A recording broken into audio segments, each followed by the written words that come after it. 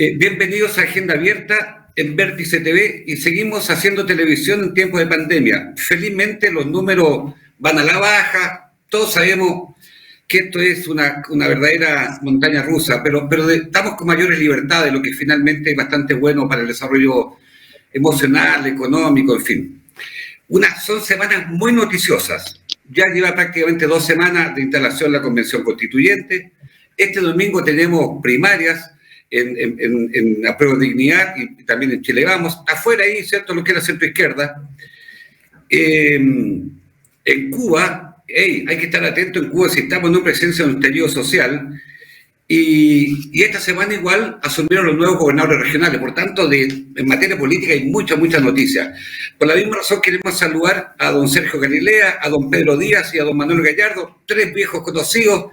No lo digo por la edad, sino que son por el programa acá. Así que, don Sergio Galilea, usted fue intendente aquí. Bienvenido a Agenda Abierta. Muy bien, pues. Un saludo muy especial a nuestros contemporáneos. Creo que el hecho de que Patricio Vallespina haya asumido como gobernador regional es una muy buena noticia para la región. Es un buen día, el 12 de julio, para la centralización, pero como todo proceso muy complejo en un país tan centralista como el nuestro, en que la descentralización ha salido con forceps, llena de dificultades y en cámara lenta, se inicia un proceso particularmente complejo.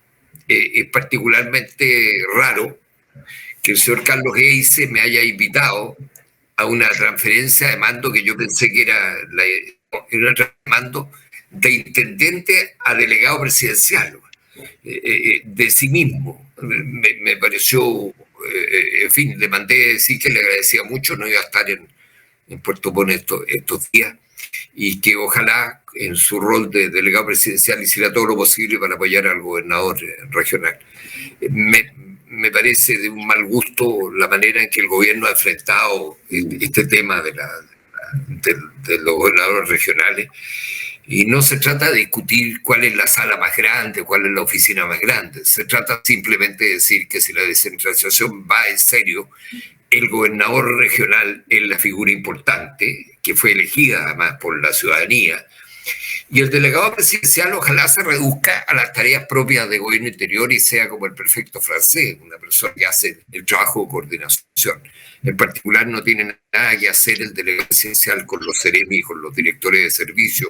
Esa es una tarea que para lo que se refiere a la región debe depender del gobernador regional. Bueno, ya que estamos hablando de gobernadores regionales, don Pedro Díaz, bueno, usted es cientista político, director de la Escuela de Administración de la Universidad Austral de Chile, aquí en sede de Puerto Montt, bienvenido. ¿Cuál es su mirada a propósito de, usted cree que ha habido mezquindad por parte del gobierno? ¿Usted cree que igual fue una ley que salió también a matacaballo y por eso estos ripios? ¿Usted cree que es posible que en Chile tengamos esta cohabitación, que en otros países entre delegado presidencial, que es presidido por el presidente y alguien que fue elegido por el pueblo? Metamos en este tema, Pedro Díaz, por favor. Hola, Hardy, un placer estar contigo y también con Manuel y con Sergio. Bueno, básicamente concuerdo con el diagnóstico que hizo Sergio. Creo que el gobierno nunca ha creído en el proceso de descentralización, y también a nivel transversal todos aquellos que de alguna forma vieron con buenos ojos que se instalara una nueva ley, igual colocaron su cuota para que esta ley no naciera con tanta descentralización. Y esto de todos lados, porque vieron también el miedo oportunista electoral de que el gobernador regional se transformara en un potencial senador un par de años después. Entonces limitaron su atribución y por lo tanto el gobernador regional, esta ambición y esta aspiración ciudadana de tener una descentralización política efectiva en el territorio, se ve coartada con lo que es la propia ley. Y por lo tanto yo creo que el gobierno, sabiendo eso, fue mezquino a la hora de, primero, de quitarle espacios en la logística para que pueda desarrollar su función, y luego con la implementación de este recorte presupuestario que por suerte se frenó. Entonces yo creo que no hay realmente una visión descentralizadora por parte de este gobierno. Porque Manuel, bienvenido Manuel Gallardo, porque mire, es verdad que pueden ser temas menores, pero los símbolos son importantes, siempre en el Estado los símbolos son importantes. Mire el caso de la región de los lagos, comenzó nueva etapa para los lagos. Patricia Vallespina espera que el Congreso define el espacio de trabajo, pues la oficina de la Intendencia será ocupada por Carlos Gates, ahora delegado presidencial. Alguien podría decir, claro, discusión por oficina, pero más que eso, ¿no, Manuel Gallardo? ¿Cuál es su opinión de este traspaso, ahora que tenemos ya gobernador elegido por la de soberanía popular? Hardy, gusto saludarte, igual que a Pedro y a Sergio. La verdad es que muy contento de estar compartiendo con ustedes. Bueno, para entrar en el tema, la verdad es que hay altos niveles de improvisación en la implementación de este nuevo cargo. La verdad es que lo que se ha dicho en torno a que este gobierno no apoyaba la generación de esta nueva figura, eso es cierto. Incluso se discutió varias veces en el gobierno y entre los partidos de Chile Vamos, principalmente promovido por la UDI, el retraso en la asunción de los gobernadores antes de que sea electo, y se demoró mucho la implementación de la logística. Recordemos que hay incluso un ministro secretario general de gobierno que una vez aprobada la ley, él quería evitar que se asumiera, que se creara este cargo y se implementara este cargo. Si bien es cierto, la discusión sobre la oficina es una discusión de detalle, pero refleja de alguna manera que el gobierno no hizo todo el esfuerzo necesario en algunas regiones para que el cargo de los gobernadores regionales sea asumido con la dignidad que corresponde a una autoridad tan importante y elegida por la ciudadanía, ¿no? Así que estoy muy de acuerdo con todo lo que se ha planteado. Ahora, hubo un golpe no menor cuando se le rebajó hace pocos días atrás el presupuesto que se le traspasó a los delegados presidenciales, y vamos a ver qué pasa de aquí en adelante cuando los gobernadores regionales empiecen a solicitar traspasos de funciones y atribuciones. Yo creo que por lo menos en lo que resta del gobierno de don Sebastián Piñera se va a avanzar poco. Yo creo que va a traspasarse para el otro gobierno esas decisiones. Por lo menos eso es lo que creo por ahora. Sergio Galilea, usted fue intendente, ¿cierto?, de Santiago y acá. ¿Quién tiene más poder? ¿Quién es superior? ¿El gobernador o el delegado presidencial? Por favor, siempre el poder lo tiene la autoridad que es elegida por la ciudadanía y no que es designada el gobierno. Creo que en ese sentido, primero el gobierno, esta administración ha hecho, en mi opinión, un trabajo con escasísima convicción en materia de descentralización. Y nuestro gobierno, el gobierno Bachelet II, tiene una enorme responsabilidad junto con el Parlamento de haber sacado una ley mala. Hay que decir las cosas como son a esta altura, que yo soy independiente. Yo quiero decirte que nosotros somos también corresponsables de haber llegado a una ley en que apareciera esta figura del delegado presidencial con ámbitos de competencia enteramente exagerados. Yo creo que esto evidentemente va a ser rectificado por la Convención Constituyente, con todas las dificultades que la Convención Constituyente tenga. Hay entre un 85 y un 90% de delegados, de miembros de la Constituyente, son partidarios de una descentralización verdadera y no de una descentralización en cámara lenta o de una descentralización sin convicción, que es lo que actualmente tenemos. Mientras tanto, Rodrigo Díaz en Biobío, acá, Flies en Magallanes, la gobernadora muy activa en Coquimbo, mi gran amiga gobernadora en Maule, tienen que desarrollar iniciativas fuertes. Por de pronto yo creo que antes de una semana debieran los gobernadores convocar, citar a todos los secretarios regionales ministeriales y a todos los jefes de servicio, de los servicios más relevantes, para discutir con ellos el ARI, que es el Anteproyecto Regional de Inversiones, y la Estrategia de Desarrollo Regional. No se pueden hacer esas dos cosas, que son instrumentos, patrimonio, incluso en esta mala ley del gobernador regional, sin los sectores.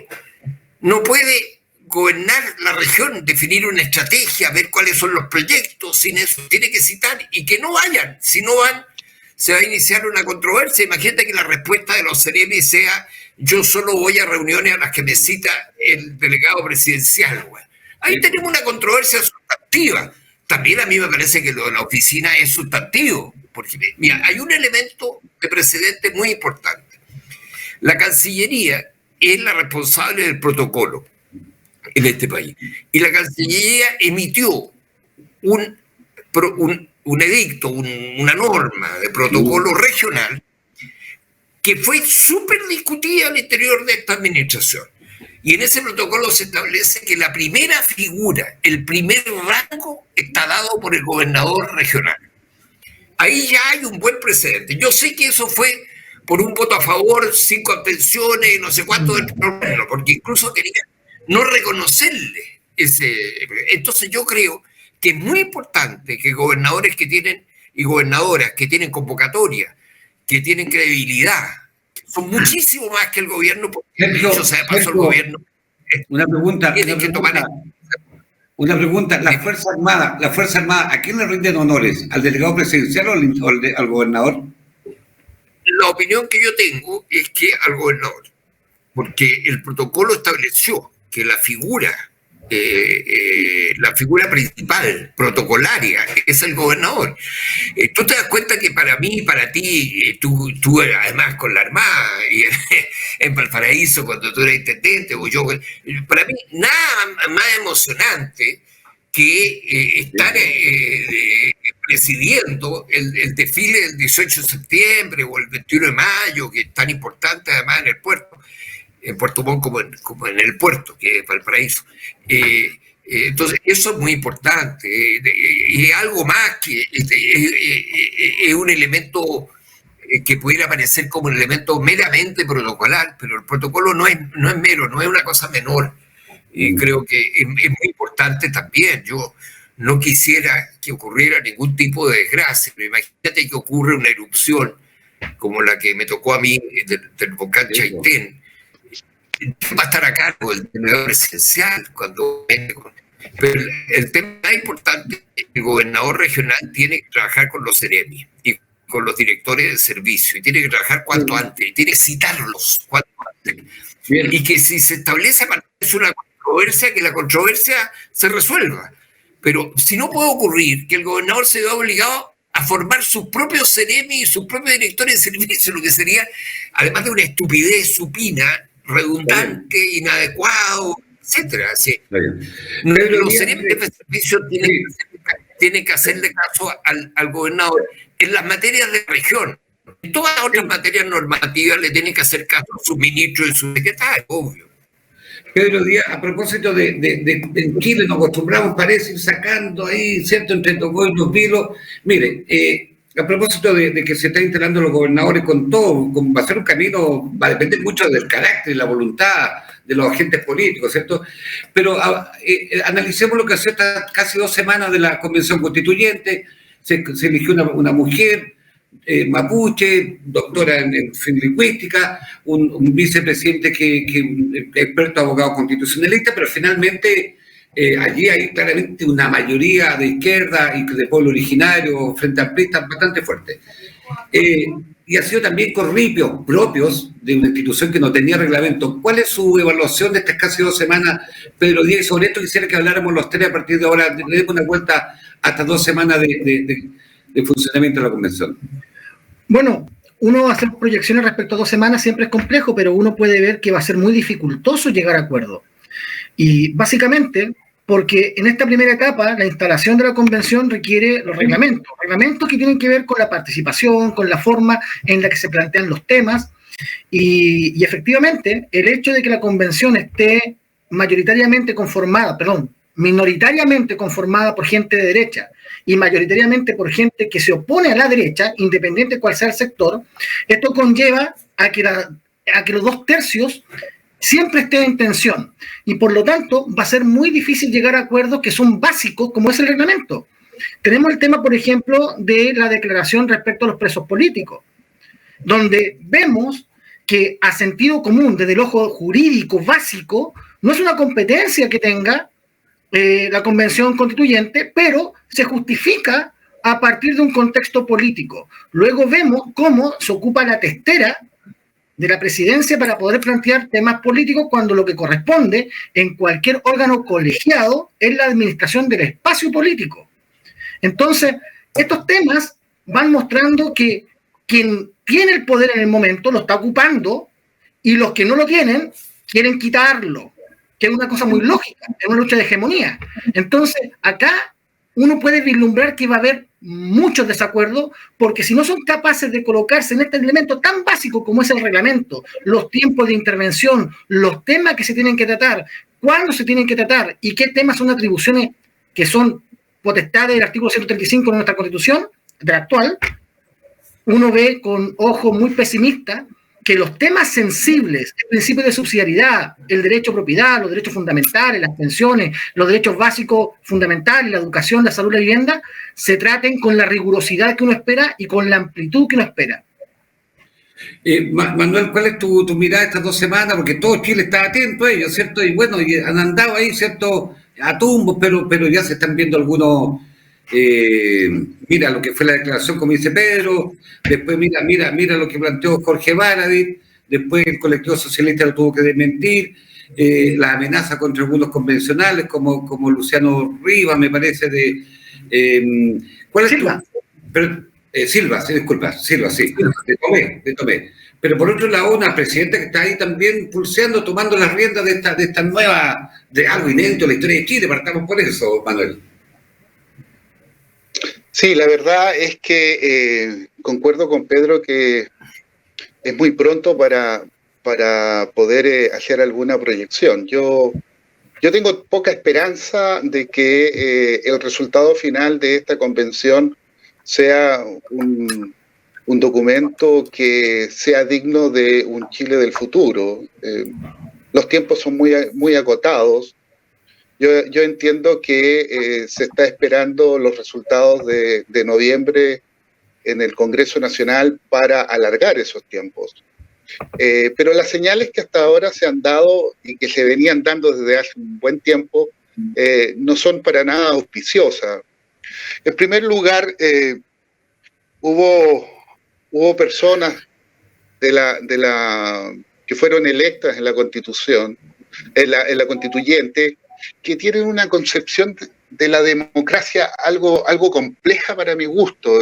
Tú puedes concebir la democracia como la expresión de la dictadura de las mayorías o como el espacio de respeto de las minorías, digamos.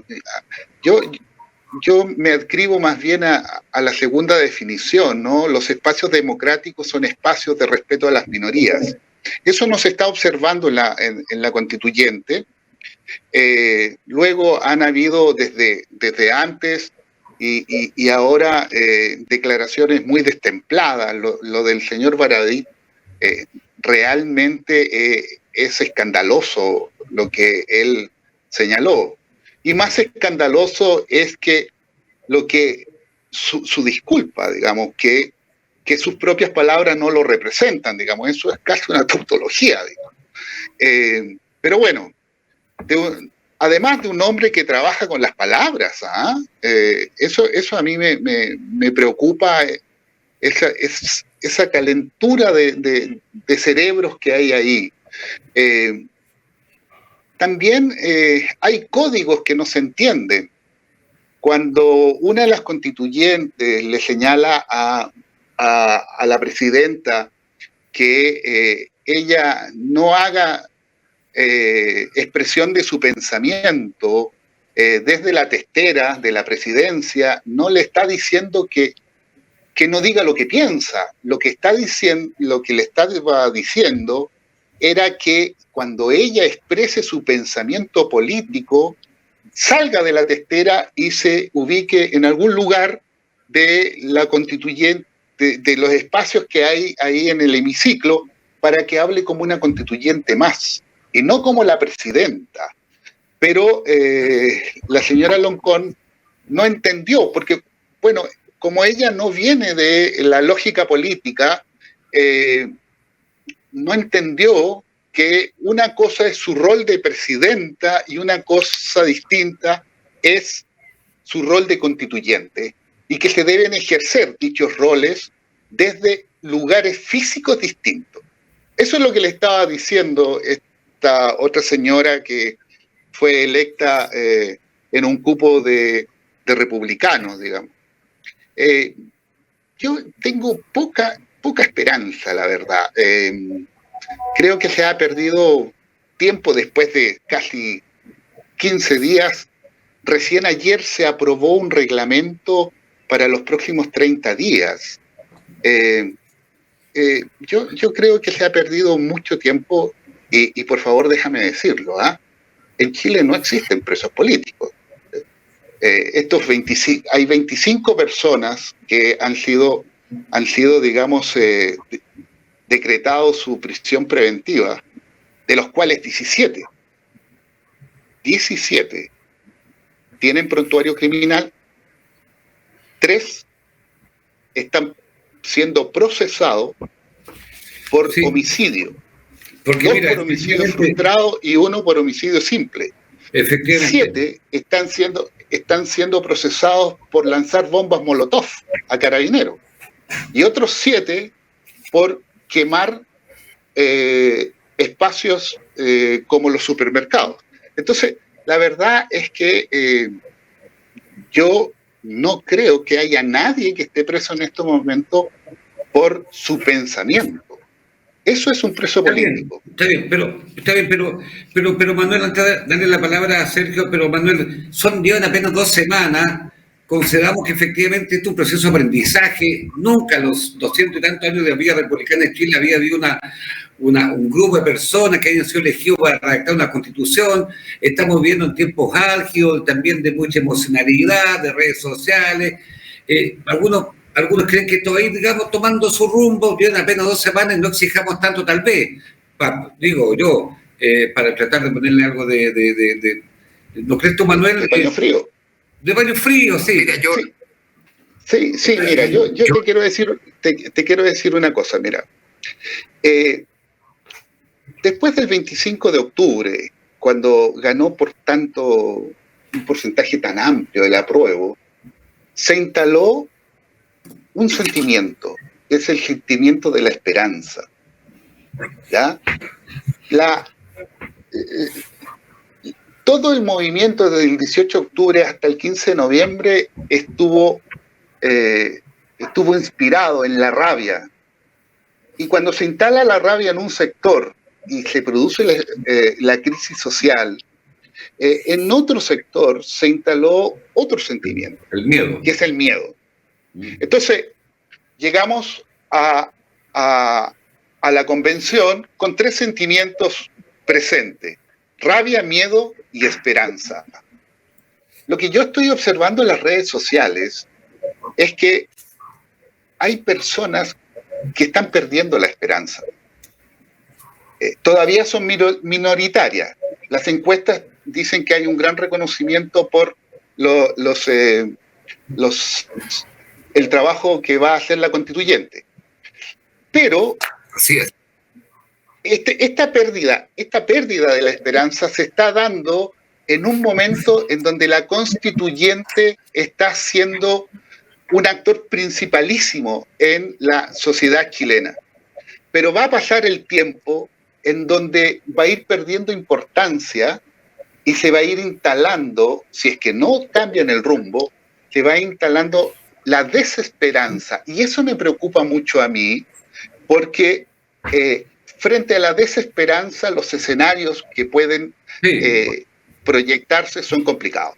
Entonces, yo espero que el rumbo se enmiende. Porque Sergio Galilea, efectivamente, puede haber molestia, puede haber entusiasmo, puede haber incertidumbre, puede haber orgullo, esperanza, desconfianza, miedo. ¿Dónde se coloca usted, don Sergio Galilea, en este escenario de convención constituyente?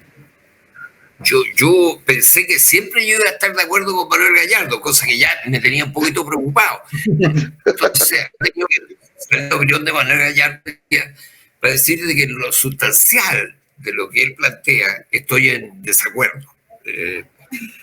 Yo no solo porque la encuesta CADEM le dé un 64% de la esperanza, voy a desestimar la existencia de la rabia y la existencia del miedo y sus equivalentes, y que además son sentimientos muy subjetivos, pero muy profundos, muy arraigados. Lo hemos tenido además en la historia de Chile a lo largo del tiempo. Por lo tanto, yo pienso que la Convención Constitucional ha hecho un trabajo extraordinario desde el punto de vista del interés del país, para las circunstancias de rabia, miedo y esperanza que la contextualizan, para la poca voluntad real de la administración y del gobierno para facilitarle la vida. Tuvo 6 meses para poder resolver problemas de micrófono, etcétera, que es muy grave. Estamos hablando de símbolos, estamos hablando de cosas.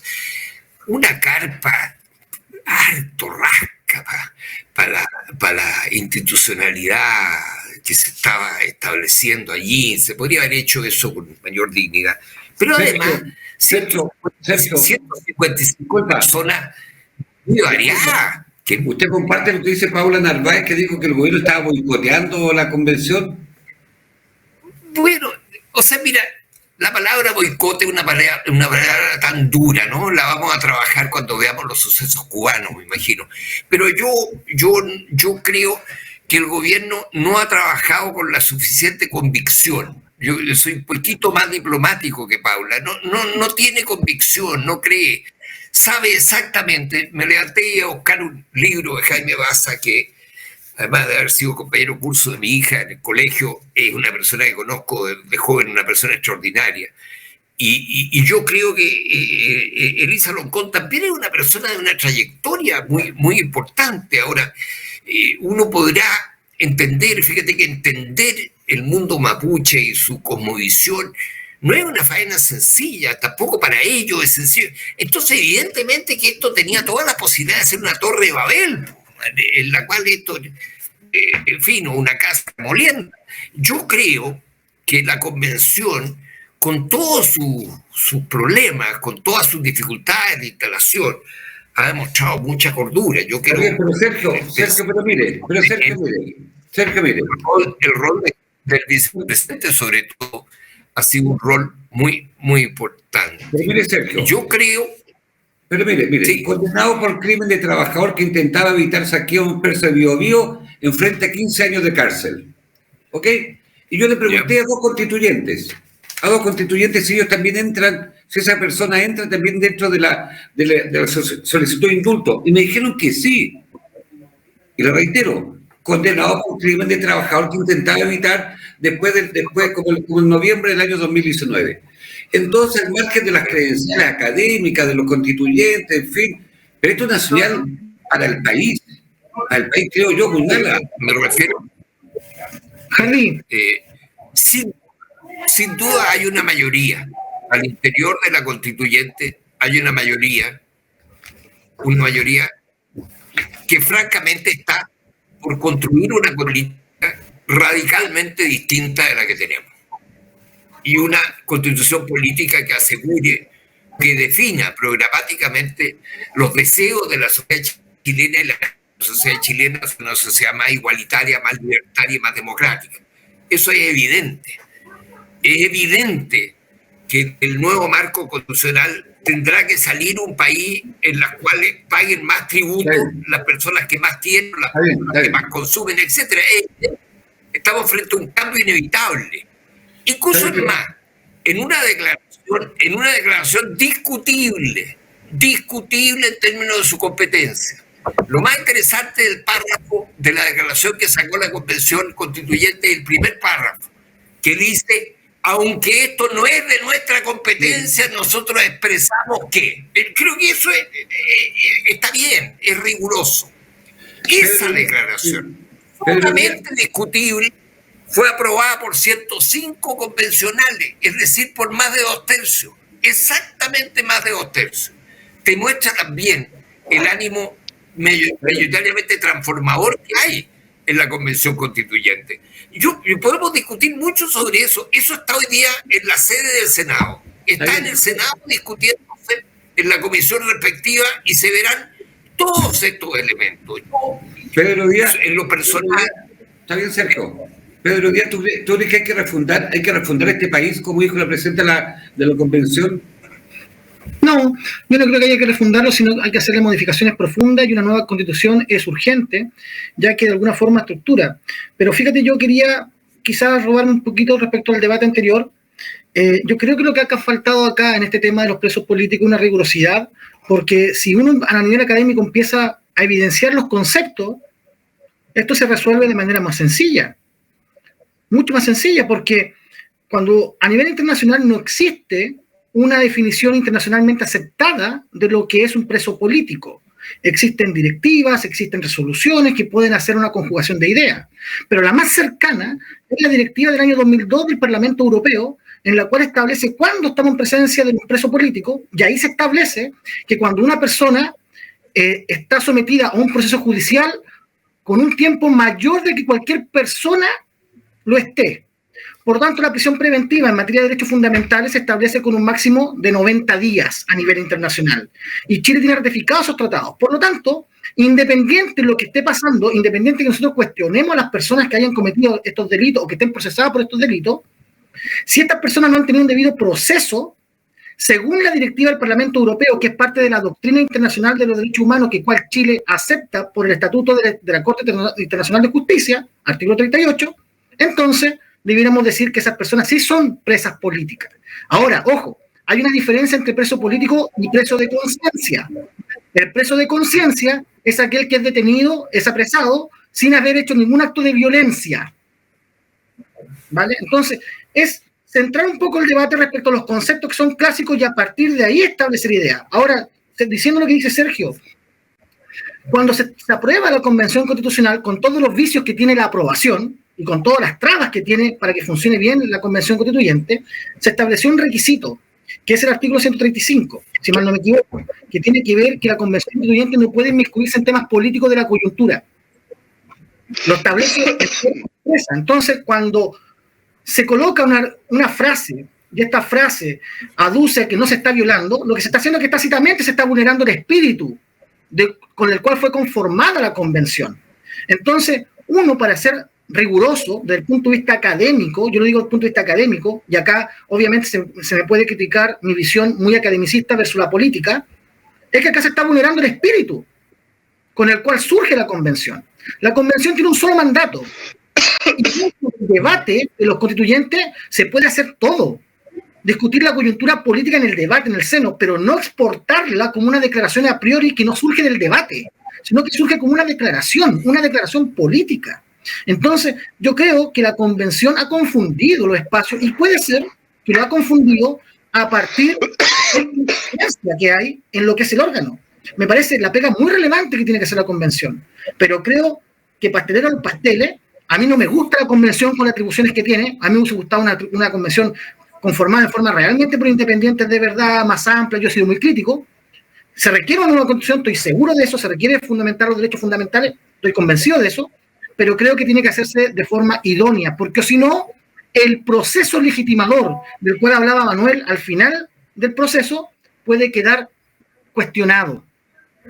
Yo veo muy difícil que en 9 meses nosotros podamos tener una nueva constitución, aunque por un año, que realmente reivindique todos los derechos sociales que motivaron este proceso constituyente. Porque creo que el debate es débil y creo que las personas que están dentro de la Convención Constituyente, que están invitadas a potenciar el debate desde un punto de vista más riguroso, creo que han quedado en el populismo. Está bien, pero efectivamente durante todo el año iremos mirando, observando, acompañando lo que es la Convención Constituyente, estaremos comentando toda la semana. Por otro lado, hay elecciones presidenciales y parlamentarias y de core en noviembre. También seguimos la pandemia, tenemos que ver qué pasa con el crecimiento económico. Y este domingo, Manuel Gallardo, hay primarias. Chile Digno, ¿cierto? Con Gabriel Boric y Daniel Jadwe, y después los 4 candidatos a Chile Vamos. Y hay una orfandad en el centro, pero bueno, eso ya. ¿A qué debiéramos estar atentos este domingo, Manuel Gallardo? ¿Quién gana en qué sector? ¿Cree usted que van a haber sorpresa? ¿Cuánto es la votación que va a haber? ¿La derecha podría salir tercero este domingo? ¿A qué tiene que estar atento? Sí, ahí sí. Antes de contestarte, agregar solo una cosa en el tema anterior. Fíjate que yo le tengo mi esperanza más puesta en Jaime Baza. A mí me parece que tal como lo describe Sergio, yo sin conocerlo, yo creo que es un tipo extraordinario. Y que de alguna manera, las pocas cosas que yo le he escuchado, está colocando los énfasis donde hay que colocarlos. Distinto es la apreciación que yo tengo de Elisa Loncón. Pero bueno, ahí está puesta mi esperanza, Jaime Baza. Bueno, en relación a lo que va a pasar este domingo, la verdad es que lo primero que hay que estar atento es cuántas personas van a participar en las primarias, tanto de la centro derecha como de los sectores de izquierda.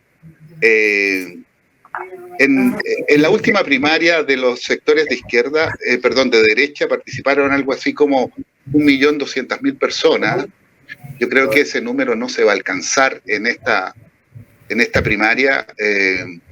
No sé cuánto van a votar, pero ahí hay que estar, digamos, atento en ese primer dato.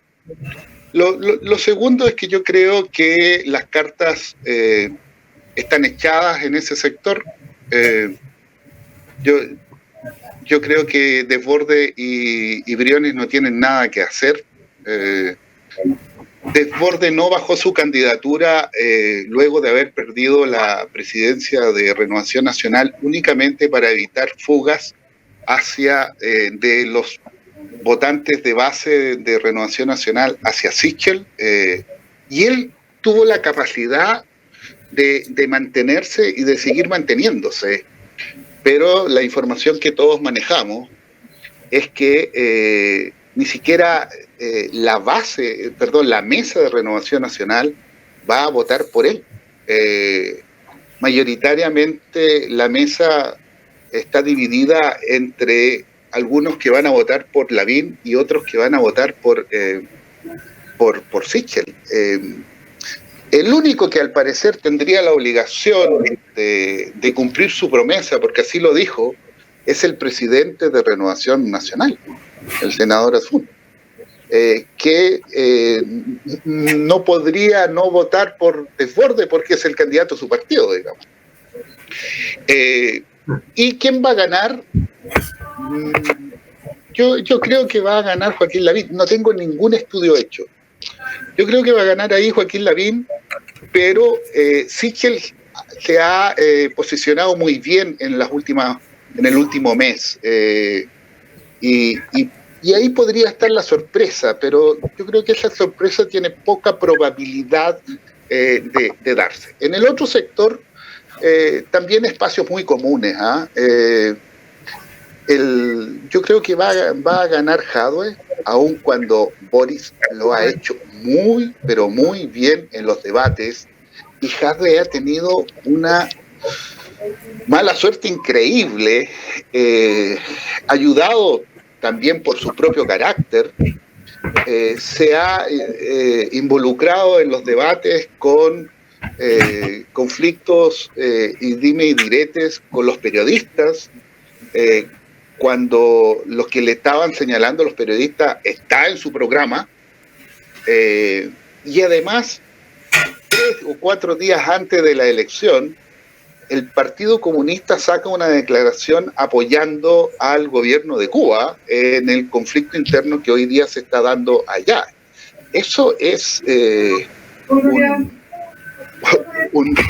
no me ayude tanto, compadre, digamos, porque indudablemente que le va a perjudicar a Jadwe. Pero yo creo que él va a ganar por la máquina que tiene el Partido Comunista, digamos. Pero yo lo noto preocupado, eso sí.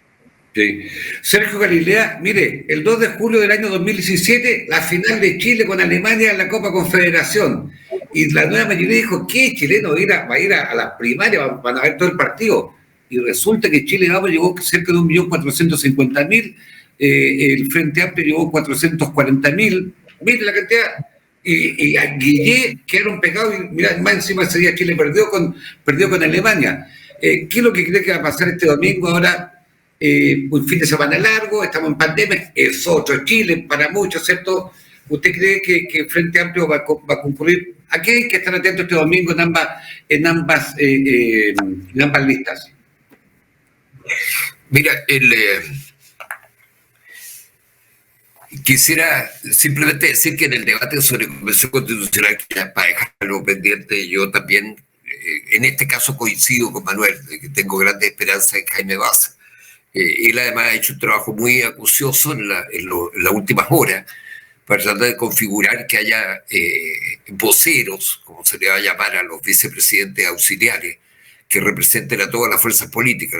Lo que se resuelve es que haya una sola votación y por lo tanto la minoría de la derecha va a poder tener expresión en la mesa. Creo que, por ejemplo, esas son maneras de ir avanzando hacia la creación de consensos mayores. También estoy totalmente de acuerdo que si la Convención Constitucional va a dedicar su tiempo a discutir si los presos son políticos o no son políticos, está perdiendo su foco, y tiene un foco muy grave, muy importante. Yo creo que este domingo van a ocurrir cosas muy importantes. Pienso que la primera de ellas es que yo creo que la convocatoria de la derecha va a ser la mitad de lo que hizo la derecha o convocó la derecha anteriormente. Yo calculo alrededor de... No he visto otras estimaciones, como Manuel sabe, en este tema de primaria, además la posibilidad de efectuar un análisis más acucioso es muy complejo. Pero yo hago mi estimación de 620.000 personas participando en la primaria de Chile Vamos, y hago la estimación de 800.000 personas participando en la primaria de la izquierda radical, para definirlo de alguna manera, o Apruebo Dignidad.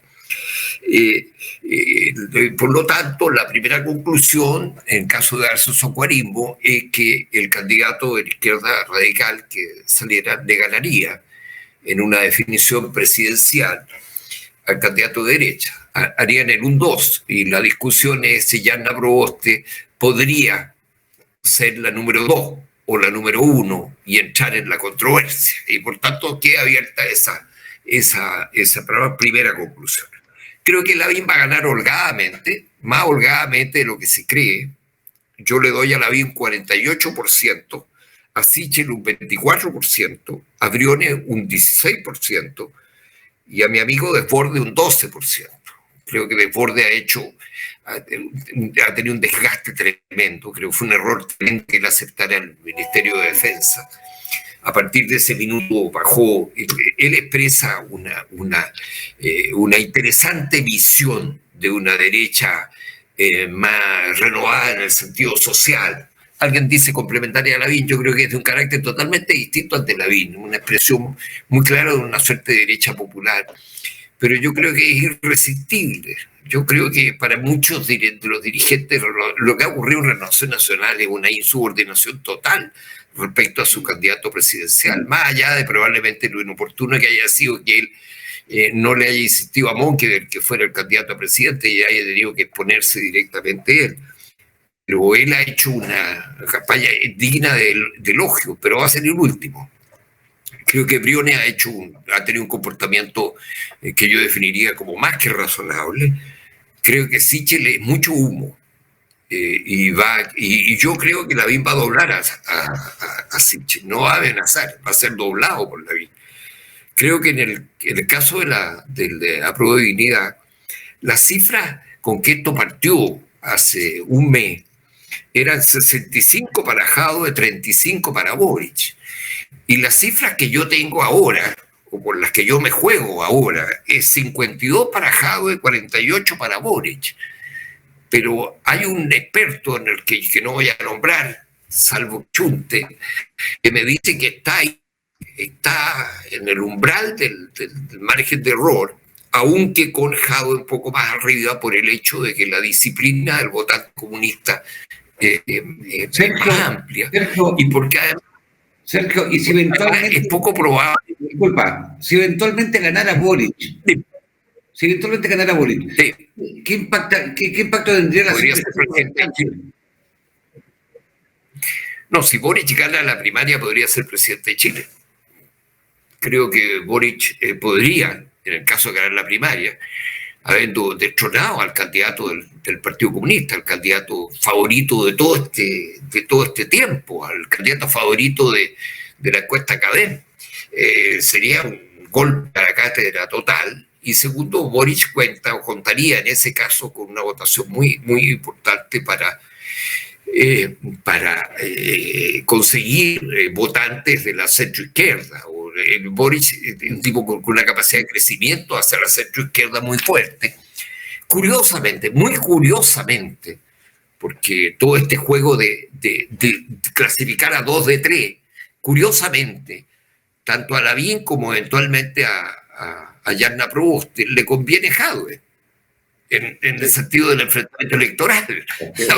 Desde el punto de vista del país, el surgimiento al interior de la izquierda más radical, de que el Frente Amplio sea más que el Partido Comunista, sería una muy buena noticia para el país. Nicaragua, Venezuela y Cuba de por medio. Que no es que sean elementos muy externos, ¿sí? Nunca es externo. El valor de los derechos humanos es un valor enteramente universal. Entonces, es vergonzoso que el Partido Comunista, un Partido Comunista además de una tradición popular y que fue el partido sostén del presidente doctor Allende, ¿qué tiene que andar felicitando al dirigente de Corea del Norte? ¿Qué tiene que andar diciendo de que apoya a Díaz-Canel en las condiciones actuales, que apoya a Maduro? No, por favor, es cierto, en algunas oportunidades Jadwe se ha distanciado de algunos de estos elementos, pero no se ha distanciado lo suficiente, más bien ha vacilado sobre eso. Entonces lo que ha ocurrido acá es que Jadwe eventualmente está amenazado del síndrome de Caína Oliva. Es decir, que sean sus errores los que provoquen el eventual triunfo de Boric, que sería un golpe a la cátedra en el sentido muy profundo de la palabra. Yo descarto que haya una votación de derecha por Boric para parar a Jadwe, porque hay una opción en la papeleta para los derechos. Pero yo quiero, podemos seguir con el programa. Mira, antes de Pedro Díaz, esta semana fuimos testigos todos los chilenos de algo que no estábamos acostumbrados. Guardia Armada y ráfaga de disparo en un funeral. Segundo, una declaración ya expresa de la CAM, de la coordinadora Arauco Mayeco, en que llaman a guerra directa contra las forestales, para cambiar completamente de tema, pero está ocurriendo en Chile, para no hacernos los tontos. ¿Tú crees que efectivamente, por ejemplo, la CAM ya directamente tomó la opción militar, la lucha armada? ¿Y qué consecuencias tendría eso? ¿Qué más asemejable a la FARC, a la ETA? ¿Qué estamos viendo ahí con el tema de la CAM? Ok, ahora sí. Bueno, las proporciones son totalmente distintas, aunque hay elementos de semejanza, que es el control del territorio. Hay que recordar que Colombia renunció a ejercer una soberanía efectiva en parte del territorio colombiano a fin de poder generar algunos acuerdos de paz que finalmente se materializaron décadas después. Acá lo que uno puede observar es que a partir de la declaración de la CAM hay una declaración de guerra directa con las forestales. Y ocurre que esa declaración no se evidencia hacia el Estado, no obstante se sabe que el Estado debe resguardar la seguridad de todos los habitantes del territorio, por tanto es una declaración indirecta hacia todo lo que es la seguridad de la nación. Yo creo que esto se está complejizando mucho más de lo que ya siempre estuvo y que se requiere tomar medidas oportunas en el asunto respecto a evidenciar cuáles son las medidas que reclama de reivindicación algunos colectivos mapuches, entendiendo que muchas de esas reivindicaciones tienen asideros jurídicos a través de los títulos de merced, etcétera. Y por lo tanto, establecer qué es lo más ventajoso para el Estado en un análisis racional jurídico y tributando lo que es la Convención de los Derechos Humanos y el acuerdo de la OIT del 169. Por lo tanto, es importante que en este momento el Estado haga una mirada seria, no militarice el debate, sino que además lo constitucionalice a partir de los derechos humanos, estableciendo la medida de seguridad como un punto de análisis, pero no del todo. Porque acá hay temas de reivindicación de derechos humanos que desgraciadamente están siendo militarizados. Y cuando esto ocurre, uno llega a los ejemplos que tú, Hardy, diste. Colombia, el territorio en la ETA, IRA, etcétera. Entonces, acá se requiere una mirada integral, fuera de ideologías políticas, que establezca realmente los patrones de entender, vamos a priorizar los derechos humanos, los derechos económicos, los derechos de propiedad, para solucionar este problema. Y una vez que se evidencie ese debate, plantear alternativas. Porque hoy día la única alternativa es militarizar el territorio, declarando estado de sitio. Nuestra Constitución declara el estado de sitio como una guerra interior. Ojo, fíjense lo complejo de lo que estamos hablando. Reconocer que un Estado democrático de la OCDE, que aspira a tener desarrollo, que se enorgullece de tener $23.000 per cápita, reconozca que tiene una guerra interior en su territorio, no es menor. No es tan sencillo como un mensaje político. Bueno, por la misma razón, Manuel, estamos, o sea, no sé si esto va a ir creciendo, si vamos, mire, recién lo que estaba leyendo el tema de la ETA, si la CAM ya está en fase superior, o sea, exhibir desenfadadamente armamento pesado en un velatorio, haber atacado en la carretera principal de Chile a 5 o 6 camiones, a todos estos dichos sea paso, que eran el empresario y los choferes eran de Puerto Montt. Esto viene creciendo, en la sociedad del país hemos mirado al techo, algo que está allí, digamos, aquí cerquita, ¿cuánto? 400 kilómetros de Puerto Montt. Bueno, la CAM hace ya un buen tiempo optó por la vía armada, digamos. Y efectivamente en la fotografía lo que se ve es un fusil M16 y escopetas. Y el fusil M16 es un fusil de guerra. Y recordemos que hace poco tiempo se torturaron, quemaron por parte de civiles a 2 personas que supuestamente tenían conocimiento de dónde se ubicaban unas armas y que esas armas, según la versión de la autoridad, podrían ser vinculadas a hechos de sangre que se habían dado en esa zona. Entonces, la situación en la zona de conflicto es demasiado complicada, creo yo. Fíjate que yo quiero levantar una tesis en materia de derechos humanos. Hasta ahora la definición de derechos humanos o la definición de violación de derechos humanos dice relación con actos que agentes del Estado cometen en contra de civiles. Pero yo creo que también hay que considerar la inacción de los agentes del Estado para entregar esas condiciones, esos instrumentos que le permiten a las personas la realización de sus derechos humanos. Y uno de los derechos humanos importantes es el derecho a la vida. Aquí ha habido, hasta ahora lo que hay es una definición de que cuando un agente del Estado comete un crimen, por ejemplo, en contra de Carillanca, que en paz descanse, eso es una violación a los derechos humanos. Sin embargo, cuando un particular comete una acción violenta en contra de otro particular, eso no es violación a los derechos humanos porque eso es violencia.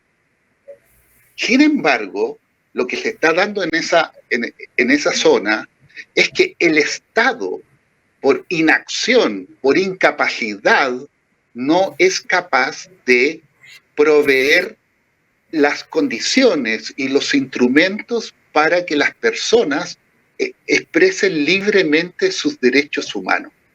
Y yo, por lo menos, estoy preparando un documento para hacerlo llegar a los constituyentes para que se observe esta otra lógica en que la violación no es a los derechos humanos no es solamente una acción activa, sino que una inacción por parte del Estado. Manuel, ¿te puedo decir un segundo? Pero la situación ahí es muy... Sí. Un segundo, solamente para colocar un punto, y disculpa que te interrumpa. Esta visión de que los agentes del Estado son los que vulneran los derechos humanos está muy superada. Hoy día una empresa, por ejemplo, puede vulnerar los derechos humanos porque los derechos humanos hoy día están consagrados en distintas categorías, distintas generaciones. Por lo tanto, no solamente los agentes del Estado son los que vulneran los derechos humanos, eso ya se sabe y está reconocido en la doctrina internacional. Hoy día los derechos humanos son vulnerados por cualquier persona, por cualquier sujeto del derecho internacional. ¿Vale? Solamente eso. Estoy completamente de acuerdo contigo, sin embargo, en la discusión política nacional se está optando por esta primera opción de definición de concepto y se saca a cada rato. Yo estoy plenamente de acuerdo contigo, digamos, de que también los particulares debieran entrar en la categorización de violaciones a los derechos humanos, pero hoy día en la discusión política nacional esa categoría se rechaza profusamente y yo estoy por levantar esta tesis en que el Estado por inacción, a lo menos esta voz. Para ir cerrando, porque efectivamente la última ronda, porque mira, Sergio, incluso alguien podría decir que esto es de manual.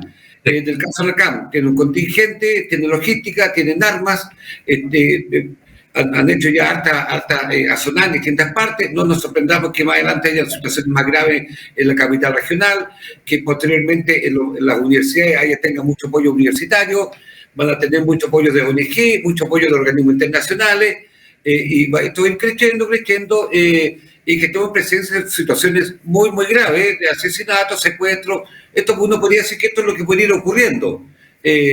Ha ocurrido en otras partes. ¿O no, Sergio Galilea? Brevemente. Mira, los movimientos de carácter insurreccional, de liberación de territorio, de utilización de armas, etcétera, de calibre militar, etcétera, son evidentemente hechos gravísimos. Gravísimo. Suelen demostrar su existencia la falta de acción, como decía Gallardo, del Estado. Es decir, de algún modo estos hechos ocurren también cuando tú tienes una gobernabilidad cuestionable, gobiernos débiles, situaciones, en fin, de confusión y de caos generalizado en las instituciones, etcétera. Es decir, o le dan el caldo cultivo a eso. Pienso que el gobierno ha equivocado muy duramente su política respecto a la zona de la Araucanía en general, y creo que es lamentable que... Disculpa. ¿Qué gobierno lo ha hecho bien? Disculpa. ¿Qué gobierno lo ha hecho bien? Pablo Narváez el otro día criticaba la militarización y el caso Huracán fue del gobierno de la Bachelet II. Sí, pero por favor, lo hablo desde el punto de vista del Estado. Yo creo que el Estado no lo ha hecho bien y yo me refiero al conjunto de los gobiernos. Creo que parcialmente, a propósito de la CAM, a mí me da mucho, me llena de optimismo que Antonio Mellabur, que fuera de la CAM se dividió en algún momento y hubo sectores dirigidos por Antonio Mellabur, alcalde posteriormente de Tirúa durante varios periodos y actual hoy día flamante miembro de la Convención Constitucional, que estuvo por la tesis de la integración de la lucha civil y por el término de la asociación militar.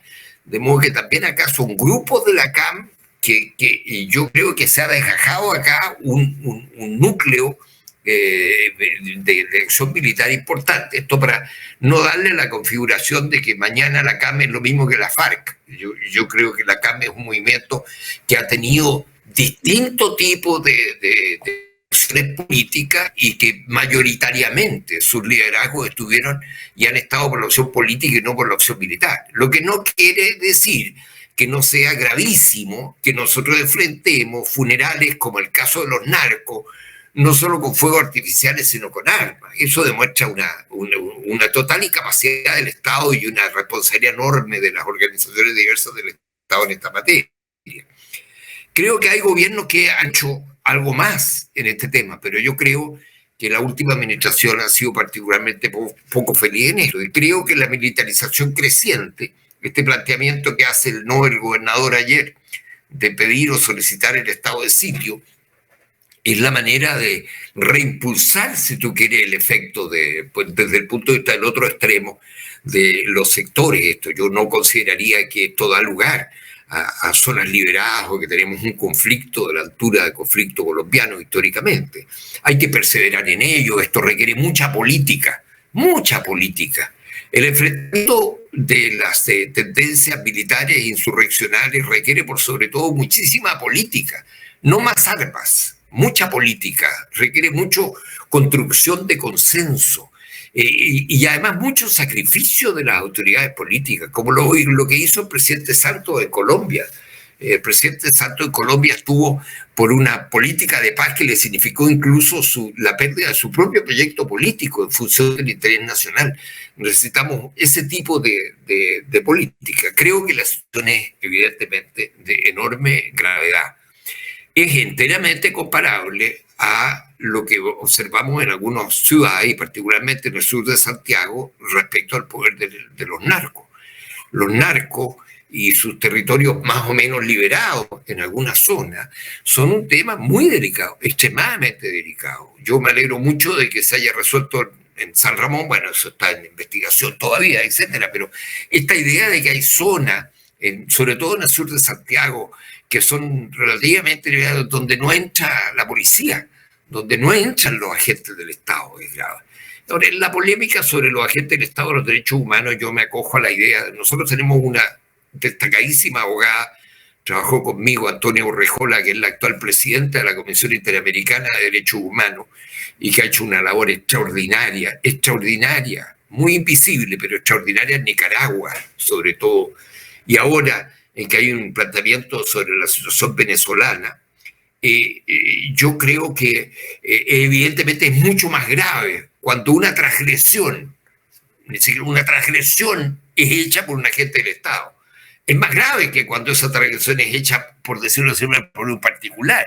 Pero eso de ninguna manera significa que esa transgresión hecha por un particular no se configure en el espectro de lo que es respecto a los derechos humanos. ¿Me entiendes? En ese sentido, la tesitura de Antonio Urrejola es parecida a la que plantea Pedro, acá ha planteado recién Pedro muy bien, y Manuel, que la plantea como incluso una opción para... Bueno, me parece una conclusión al diálogo. Es muy grave lo que estamos viviendo.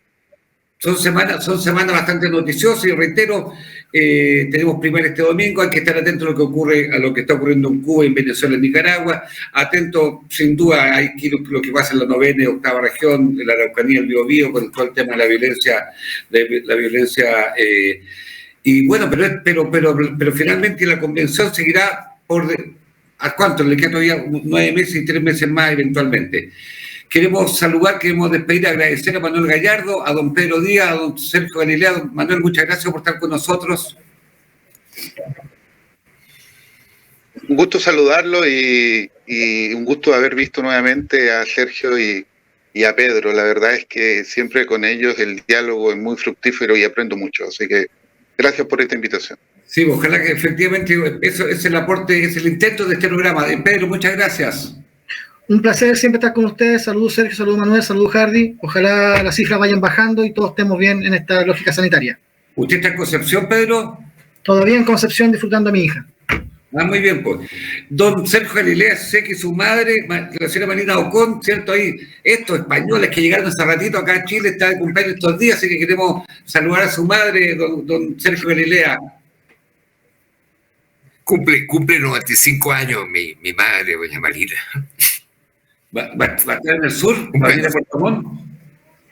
¿A saludarla? Un beso. Sí, yo voy a ir a verla y bueno, yo no solo le doy mucho saludo, recuerdo ver a mi padre, gente de mucho esfuerzo, de mucho trabajo.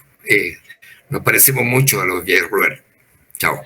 Sí, pues efectivamente la familia Galilea de esfuerzo, y bueno, la señora Marina Ocón, la madre de nuestro panelista estable, estará de cumpleaños estos días, así que le aprovechamos a mandar un saludo muy grande. Y a usted, estimados televidentes, este programa es hecho por gente del sur, para el sur, y efectivamente tiene que ver también con nuestros propios sentimientos, nuestros propios afectos, y el esfuerzo que hacemos todos los fines de semana es tratar de aportar una mirada de lo que está ocurriendo en Chile, pero particularmente desde aquí, de este fin de semana lluvioso, pero estamos avanzando porque, como dijo Pedro Díaz, felizmente están bajando el número de contagiados, así que depende mucho de nosotros seguir cuidándonos, esto depende mucho del autocuidado. Que estén muy bien, un gran fin de semana, y estemos pendientes de lo que pase este domingo. Muchas gracias, hasta luego.